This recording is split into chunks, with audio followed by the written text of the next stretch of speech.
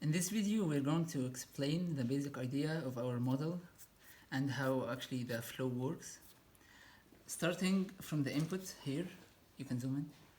You have two inputs, one from the oxygen going to this pressure regulator and another from the air pump here. You have both of them combined in these flows to the tank here to mix both the oxygen and the air to the concentration you want. But before this, you have a solenoid valve controlling the amount or the airflow of the air going in, and you have a solenoid valve to control exactly the same amount of or the amount of the oxygen going into the tank. The pressure regulator here is basically to make the pressure coming from the oxygen cylinder is exactly the same as the pressure coming from the pump. And after you have the mix, which actually you control its concentration by the ratio of your valves. So these are high frequency valves to control the concentration and the pressure in the tank. You have then a pass going to this valve here, which is the inspiratory valve, controlling the pressure going into the lungs and the time actually you need to reach the assigned pressure. So this is actually the way to the lung. If you go with the path here, you will find this is the Y piece for the inspiratory and the expiratory passes together. And both of them are actually going into this block here, which is the airflow sensor and oxygen sensor and the pressure sensor before you go to the lungs.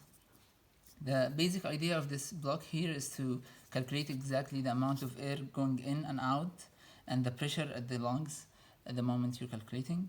So, and also you have an oxygen sensor to see the amount of oxygen going to the lungs and out of it to see the saturation exactly. In this pass, the expiratory valve, the expiratory pass, you have a solenoid here, which is also a high frequency solenoid valve controlling the expiratory pressure, which actually opens to the atmosphere or the ambient. Okay, in our model, the doctor gets to put 4 inputs. The inspiratory pressure controlled by this inspiratory valve, and the expiratory pressure controlled by this expiratory valve, and the respiratory rate and E to I ratio, which can be also controlled by the frequency of the valve and the duty of its opening and closing. And finally, the concentration in this tank, and you can control it actually by the valves before the tank for the oxygen and the air together. I guess that's it. Yeah, here if you can zoom in, you can find a battery connected to our circuit, so that if you don't have an AC input, you can also make it work for like about 180 minutes on this battery. And finally here you have the converter. Yes, that's it. Thank you.